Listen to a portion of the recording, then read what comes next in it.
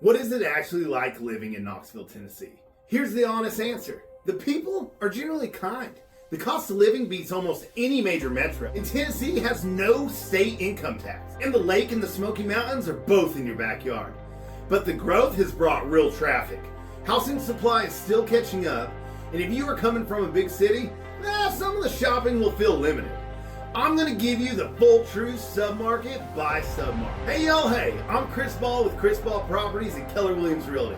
And we're the number 14 real estate team in Knoxville by volume per RealTrends Verified. Here's why this video will sound different from every moving to Knoxville video on YouTube. Most of them are made by people selling you the city. I've closed more than 150 deals inside Knoxville itself. Across zip codes of 37919, 922, 934, 932, and 909. Out of over 300 transactions across East Tennessee, holds the neighborhood price record in Gettysvue Country Club at $3.45 million in June of 2024. I know these streets deal by deal, and I'm going to tell you the parts the tourism board leaves out. Because the buyers I work with deserve the truth before they move, not out. Let's start with what we don't love, because that is what honest means. First, traffic in Knoxville is growing fast, and the roads are definitely feeling it. The infrastructure was built for a smaller city, and in the most established corridors, and I will name them when we get to them in the submarkets, drive times at peak hours will test your patience. Now, if you're coming from the Bay Area or LA traffic, you will still laugh at what we call that. But if you are expecting a sleepy southern town with empty roads, adjust your expectations now. Second, housing supply. We are still behind on new construction relative to demand. Here is a number that tells the story. During COVID, Knox County had around 350 homes for sale total. Today, that number sits at over 1,800. So yes, we do have far more selection for buyers than we did in the crunch. And that is real progress. But for a county growing this fast, that's still tight supply. And it is exactly why the market here has held its value.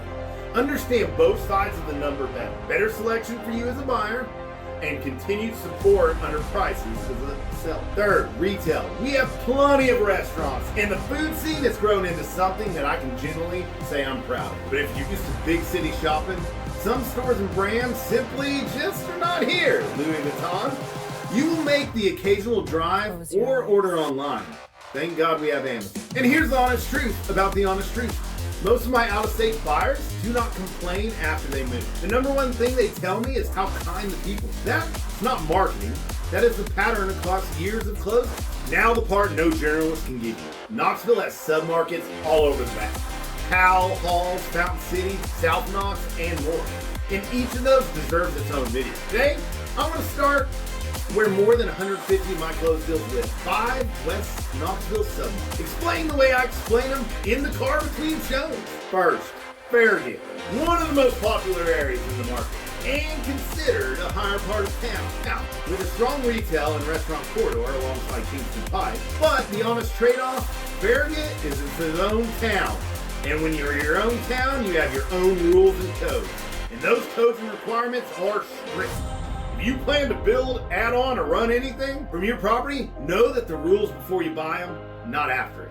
My team walks you through that up front. Hardin Valley, the most up-and-coming part of Knoxville. No debate. This was farmland not long ago. And now it is laid with new construction everywhere. If you want a newer home, this is your richest hunting ground. Trade-offs? Parts of Hardin Valley are still a real drive for conveniences. And the price point is rising rapidly. The value window here is open, but it's not going to stay open forever. So be proactive, not react. And Bearded, home to some of the most historic and sought after streets in the city, and honestly, one of my favorite areas. It sits in a nice midway point in Knoxville, close to everything around it. The trade-off is the flip side of that location is traffic, and Bearden is brutal at peak hour. You're trading commute calm for character and centrality. And for a lot of buyers, that trade, well, it's damn worth it. Now North Shore, my personal favorite, and I will tell you why. It runs close to Fort Loudon Lake. It just feels greener out there, and it holds a deep bench of high-end, highly sought after neighborhood. You get proximity in most of what Farragut offers, but the lake and river frontage is what makes this corridor special. The trade-off though, North Shore itself does not carry as much restaurant and shopping density as Farragut or here. So, You are buying the water and the greenery, not the storefront. And Gettysvue, a community I know at a different level than anyone.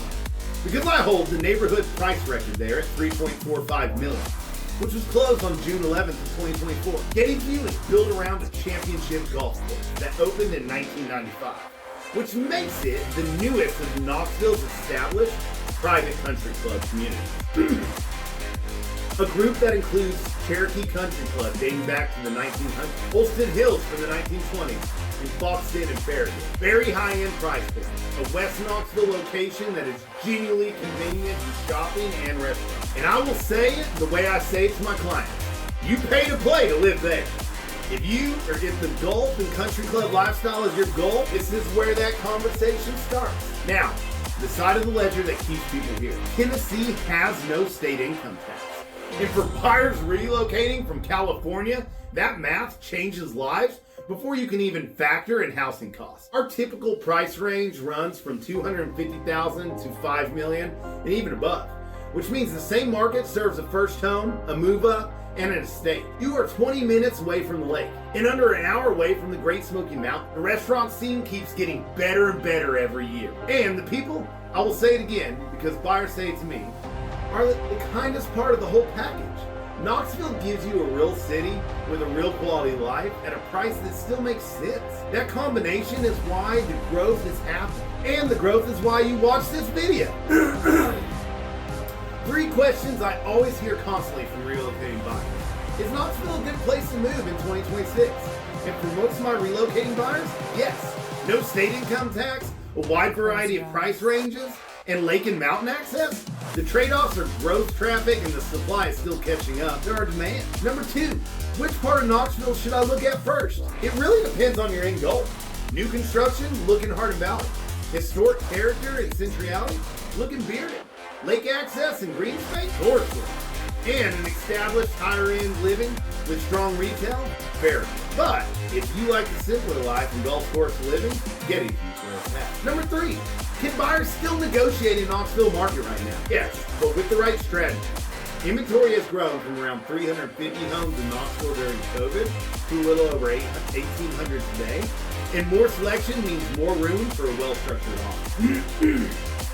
If you are thinking about living in Knoxville, do not build your own plan on a highlight reel. Build it on the truth. Submarket by submarket. With a strategic plan that aligns with your end goal, call me directly. And my team and I will walk you through the areas the same way I did, honestly. Be proactive, not reactive. And get ahead of the market. Do not chase it. I'm Chris Ball with Chris Ball Properties at Keller Williams Realty, and I will see you on the next one.